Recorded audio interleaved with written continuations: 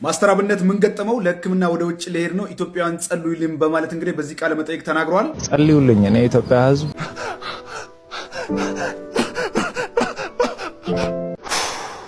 ለነሱ እኔ እርዳታ ሰበስብ ቁጭ ብዬ አይደለም መቀመጥ አልችልም። ምን ሆንክ ማስተር አብነት? ምን ሆንክ? ምን ነው ያመመክ? ህመሙ የጀመረው አሁን አይደለም፣ ተላምደናል። ያኔ ጎፋ በመሬት ናዳ ምክንያት ወገኖቻችን በሞቱ ጊዜ ሰላም ጤና ይስጥልኝ ቤተሰብ ነውቃችሁልኝ በአዲስ ቪዲዮ ተመልሼ መጣሁ። በዚህ ቪዲዮ የምንመለከተው እንግዲህ በጣም የሚያሳዝን ዜና ነው። እሱም እንግዲህ ብሔር፣ ሃይማኖት፣ ዘር ሳይለይ እንግዲህ ብዙዎች ሲራና ሲያግዝ የምናውቀው ወንድማችን ማስተር አብነት በጣም በከባድ ህመም ውስጥ እንደሚገኝ ነው የሰማን የምንገኘው። እሱን ማስመልከቱ እንግዲህ እሱ አሁን ላይ በራሱ አንደበት የመለሰው ምላሽ አለ። እሱን የማስመለከታችሁ ነው የሚሆነው። ሁላችሁም ቪዲዮ ላይክ እና ሼር ማድረጋችሁን እንዳትረሱ። ሰብስክራይብ ለምንድን ነው የማታደርጉት? አሁን ማርጉ። በዚህ መጀመሪያ ማስተር አብነት እንደታመመ የተናገረበትን አንድ ቪዲዮ አለና እንመልከተው። ሰውነቴ እየቀነሰ መጣ። እኔ ህመሜን ለሰው ማሳየት አልፈልግም፣ ሰው እንዲያቅብኝ አልፈልግም። አንዳንድ ጊዜ ደግሞ ስጋ ያሳያል። ትልቁ ችግር እሱ ነው። ጃኬት ድብት ደረብም ይታያል፣ ውስጥ ያሳያልና ጸልዩልኝ እኔ ኢትዮጵያ ህዝብ አንድ የሚማጸነው አንድ ላይ ኢትዮጵያ ህዝብ መናገር የሚፈልገው ከእግዚአብሔር በታች በእናንተ ጸሎት፣ በእናንተ እንባ፣ በእናንተ ምርቃት ነው እስከዚህ ያለውትና አሁንም እግዚአብሔር በዛ መንገድ ያቆመኛል ብያስባለሁ። በጣም ነው የሚያሳዝነው። እንግዲህ ሁላችንም እንጸልይለት ይገባልና የምናውቀው እንግዲህ ሲያግዝ ሲረዳ ነው።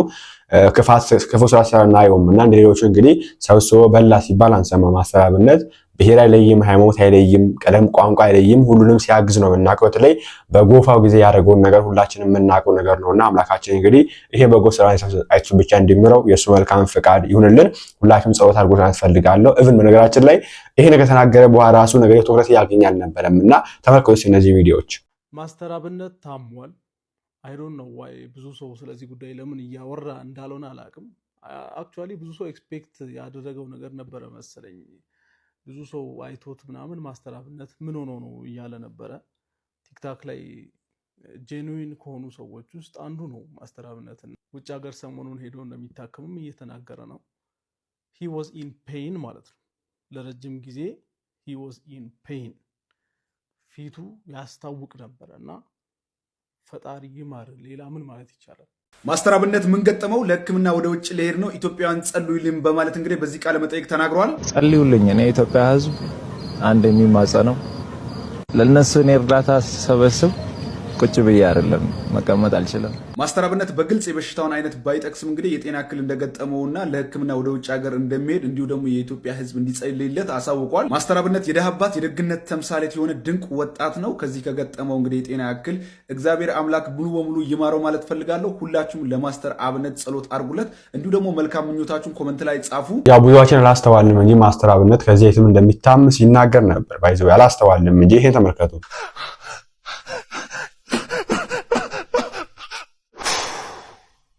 እናት ምግብ ቤት በር ላይ አንኳኩታ ቡሌ ስትጠይቅ ምግቡ ላይኖር ይችላል። የሚሰጣቸው ምላሽ ደግሞ እጅጉን በጣም የሚያሳዝናቸዋል። ልብ ይሰብራል። ከዚህም የተነሳ እኔ አሁን አንዳንድ ጊዜ እናቶችን ከጎዳና ላይ አንስቼ ሆቴል ይዣቸው ሲገባ ይሄ ሆቴል ለኛ እኮ አይፈቀድም ይከለከላል ማለት እንደ ምግብ ቤት ይዛቸው ስትገባ አያምኑም፣ አይቀበሉኝም። እኔ ገና ድጋሚ አስረዳቸዋለሁ። ያ ማለት መጀመሪያ ሲሄዱ የተባረሩበት ቤት ስለሆነ መጀመሪያ ሲሄዱ ከኋላ በኩል የሆነች ሮቶ አካባቢ ለሰ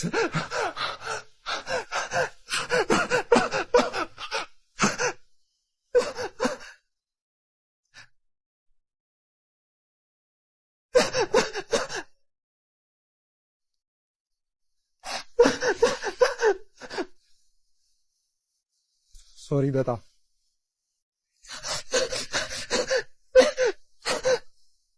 በዚህ ጉዳይ እንግዲህ ራሱ ማስተዋል እንችል ነበር እንደሚታመን እሱ እንግዲህ ህመሙ ብዙ ጊዜ እንደቆየበትና መናገር እንደማይፈልግ አሁን ደግሞ ሰውነቱ በራሱ እየከሳ እንደመጣና ህመሙን እንደገለጠበት ነው እንጂ እሱ ሳይናገር ደብቆ ነበር። በጣም ብዙ በሽታው ራሱ ምን እንደሆነ አይታወቅም ነው የሚለው። እንግዲህ ሐኪም ቤት ብትሄድም አይነገርም ችግሩ የሚል ነገር ነው የሚያነሳው እና አሁን ላይ እንግዲህ ብዙዎች ተጨንቀው ቪዲዮ የሰሩ ይገኛሉ። እርዳታና እርገት እያሉ ይገኛሉ። ለሱ እንግዲህ እሱ ትናንትና ማታም ላይ ሰጥቷል። እስቲ መጀመሪያ ግን ብዙዎች ስለሱ ተጨንቀው ቪዲዮ የሰሩ ይገኛሉና እነዛን ቪዲዮዎችን እንመልከት። አላህ ያሽርህ። ከአላህ የሆነ እውነተኛ መድኃኒትን ፈውስን አላህ ይላክልህ። ብዙዎች ጋር ለመድረስ ብዙዎቹን ለማንሳት ነውና እንደዚህ ሆንከው። አላህ ሙሉ ጤናህን ይመልስልህ። ለመልካምነት ስራ ምላሹ መልካም ነው። ባደረግከው መልካምነት ብቻ ሳይሆን በአላህ እዝነት ልክ አላህ ያድንህ። እጅግ በጣም እንወድሃለን፣ በጣም እናከብረሃለን። እውነተኛ የኢትዮጵያዊነትን የመልካምነትን ትክክለኛ መልክ አሳይተኸናልና አላህ ከስራህ በላይ የሆነ እዝነትና ምህረትን ወደ አንተ ይላክልህ። በጣም እንወድሃለን። በዱዓችን በጸሎታችን እናስብሃለን። አላህ ካንተ ጋር ይሁን። ሙሉ ጤንነት ተመልሶ ወደ ለመድከው ወደ ደግነት ስራህ እንድትመለስ ዱዓ እናደርግልሃለን። ማስተር አብነት ታመምያለሁ ጸልዩልኝ እያለ ነው። በርካታ ባልጋ ቁራኛ የነበሩ ሰዎችን ሲያሳክም የተቸገሩትን የተረዙትን ሰዎች ሲረዳና ሲያነሳ የምናውቀው ልበቀናውና ትሁቱ ወንድማችን ማስተር አብነት ታመምያለሁ ጸልዩልኝ እያለ ነው። ማስተር አብነት ለነሱ ላይቭ ላይ እርዳታ ስሰበስብ ቁጭ ማለት ስለማልችል ተኝቼ ነው ገንዘቡን የማሰባስበው። እኔ ህመሜንና ችግሬን አውጥቼ በመናገር ሰዎችን ማስጨነቅ አልፈልግም ያለ ሲሆን ነገር ግን ስጋ መደበቅ አይችልምና ሰውነቴ ላይ እስኪታወቅ ድረስ ታመምያለሁ። በመሆኑም ውጭ ሀገር ሄጄ ለመታከም ቀጠሮ ይዣለሁኝ ብሏል። በማጠቃለያውም ላይም ውድ ኢትዮጵያኖች ጸሎት አድርጉልኝ ብሏል። ልበቀናውና ትሁቱ ደጉ መልካም ወንድማችን ማስተር አብነት እግዚአብሔር አምላክ ያለብህን በሽታ ሁሉ አስወግድልህ፣ ወደ ቀደመ ስራ እንደምትመለስ ተስፋ አደርጋለሁ። እስቲ ሁላችንም በየቤተ እምነታችን ጸሎት እናደርግለት። እናንተም ደግሞ እስቲ ኮሜንት ሴክሽን ላይ እግዚአብሔር ይማርህ በሉት። ምን ሆንክ ማስተር አብነትዬ? ምን ሆንክ? ምን ነው ያመመክ? ምንድነው እሱ በሽታው? እንደ ፈጣሪ እንዶ ስንት ሰው እያለ ስንት መታመም ያለበት መርዝ ክፉ ሰው እያለ እስቲ ማስተር አብነት ምን ሆኖ ነው? እንዶ ፈጣሪ አንተ ለዳዎች እናት ስትል ለዳዎች አባት ስትል ለታማሚዎቹን ስትል ማስተር አብነትን አድንልን። ምንም አታርጎ። ስንት መርዝ ስንት መሞት ያለበት ስንት መታመም ያለበት ሰው አለ። እንዶ ፈጣሪ ማስተር አብነትን ታሳምመው አለ። እንዶ ፈጣሪ አረተው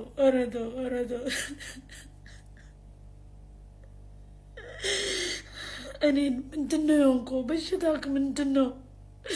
እኔ ልታመምልህ፣ የአንተ ቦታ እኔ ልታመምልህ።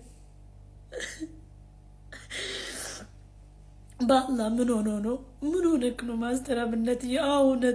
እውነት ነው። ልብስ ደብቆክ ነው እንጂ ታመሃል፣ ታስታውቃለህ። በሽታክ ምንድን ነው? እንደ ፈጣሪ የእሱም በሽታ ሐኪም ቤት ራሱ ሳይሄድ አንተ አድንለት። ሐኪም ቤት ሄዶ ስጠይቅ ድነሃል ይበሉት ዶክተሮቹ ራሱ ድነሃል፣ በቃ ሂድ ይበሉት። እንደ እሱን ታሳምማለህ ፈጣሪ እሱን ውይ እኔ ምንም ማለት አልችልም፣ ምንም አልልም። እንዶ ፈጣሪ ከአንተ ጎን ይሁን። እሱ አንድ አላህ እሱ ከአንተ ጎን ይሁን። አንድ አላህ እሱ ያድን። አንተ ሞትክ ማለት እኮ የኢትዮጵያ ሕዝብ ሞተ ማለት ነው። እውነት አንተ የሆነ ነገር ሆንክ ማለት የኢትዮጵያ ሕዝብ የሆነ ነገር ሆነ ማለት ነው። እንዶ ለድሃዎች ማን አለ? አላህ እኮ አንተን ከሱ በታች እኮ አንተን ነው ምትክ ያደረገ። አንተን እኮ ነው የተካው ለድሃዎቹ። አንተን እኮ ነው የተካው ፈጣሪ ከሱ በታች ማለት ነው። እንዴ እሱማ መታመም የለበትም። ማስተር አብነት መታመም የለበትም በፍጹም። እንደ ፈጣሪ አንተ ጦምቡሎስ አድርገህ የእሱን በሽታ ቀላው ላይ ጣልለት። ጦሱን እንደ ስንት ሰው አለ መታመም ያለበት መሞት ያለበት ስንት መርዝ አለ። እንደ ፈጣሪ እሱ ምን አርጎ ይዋ ለሰው ስል መዋጭ።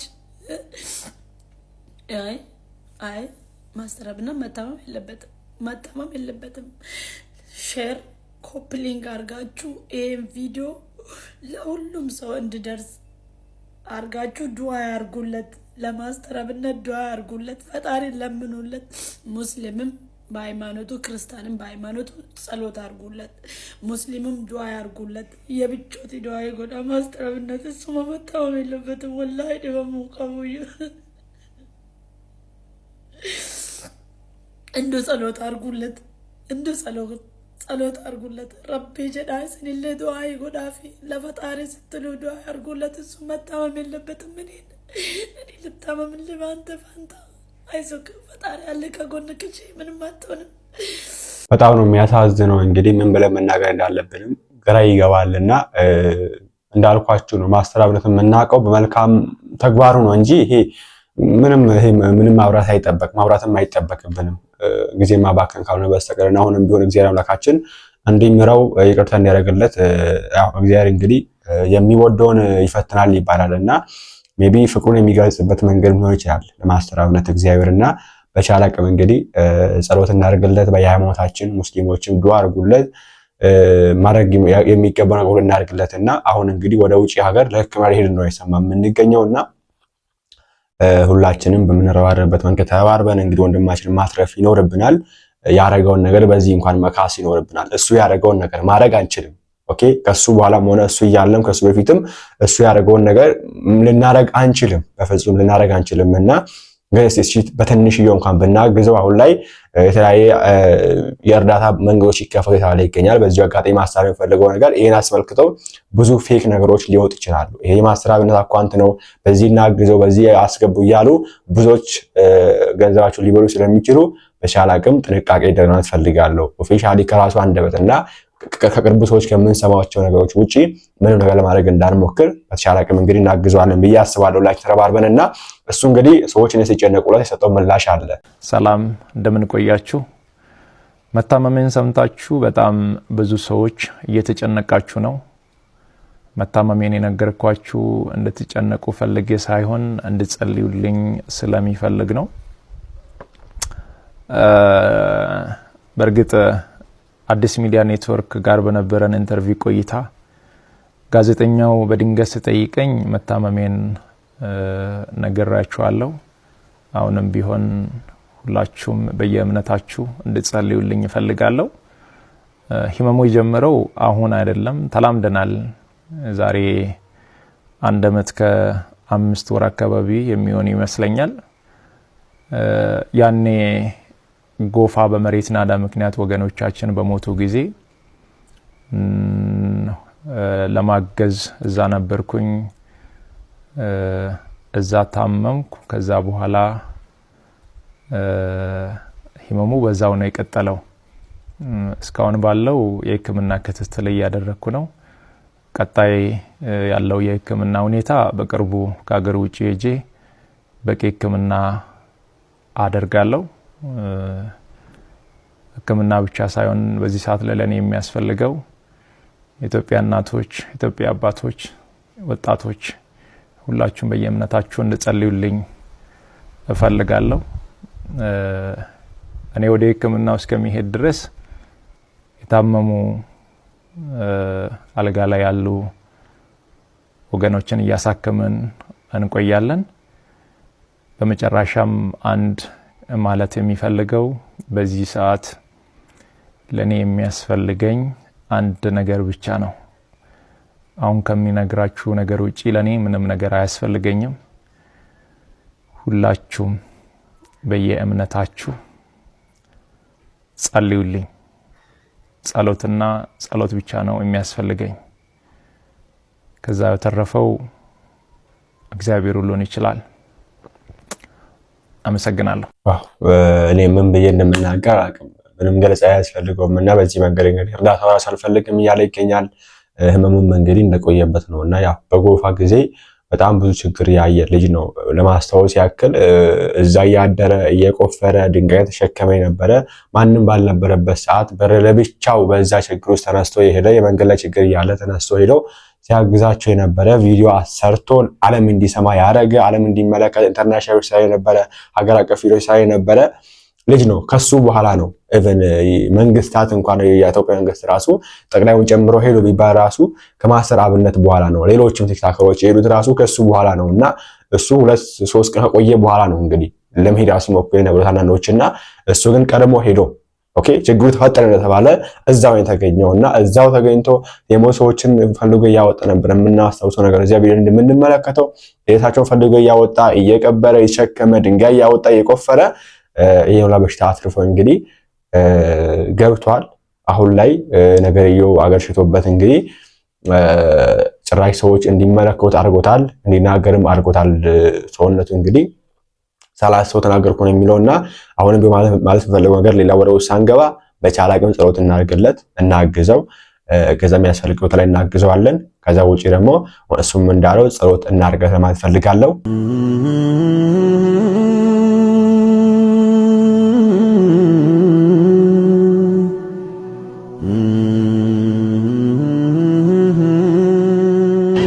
እንደምን አለ? ደህና ነህ? ሰላም ነው? እንዴት ነህ? ምን ላግዝ ብትል ከህመም አንስቶ በቃ መሰማኝ። ይሄን ብዬ መናገር አልችልም። በጣም ችግርተኛ ነው ያለው። እንደተቸገርኩ ነው ያለው። እንደታሰርኩ ነው ያለው። ምን ያህል ጊዜ ሆነ እግርህን ከታሰርክ? 11 ዓመቴ ነው። ቤትህን ማየት እንችላለን? አዎ ገብታችሁ ማለት። የት ነው? ይሄ ነው። ሰላም ለዚህ ቤት። ምን ይሄ ናቸው? እሳቸው እናቴ ናት። ያንተ እናት ናቸው? 5 ደቂቃ ብቻ እዚሁ ትጠብቀኛለህ? ዕቃ ይዤ ልምጣ። እሺ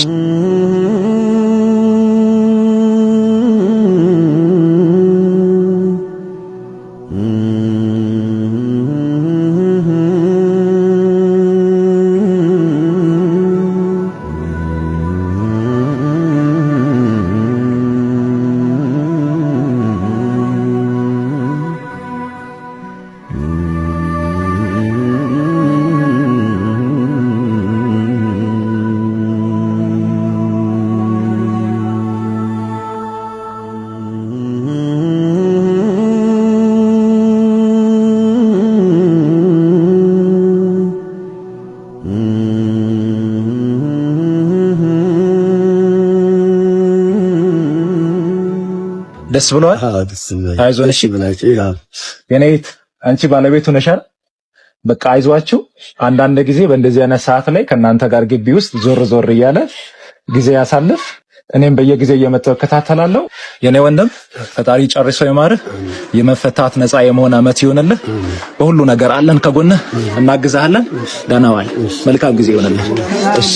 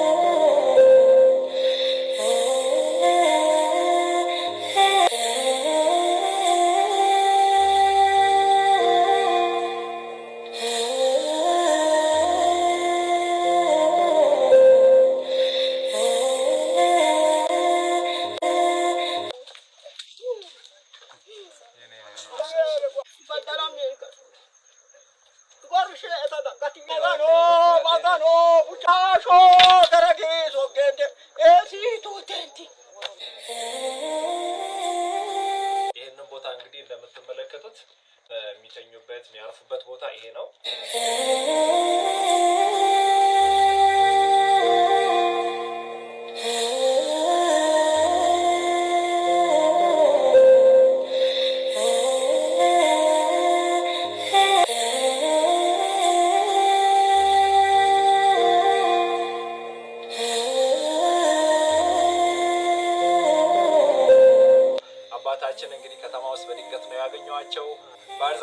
ነው የምተኛው ብሎ ነገሩኝ።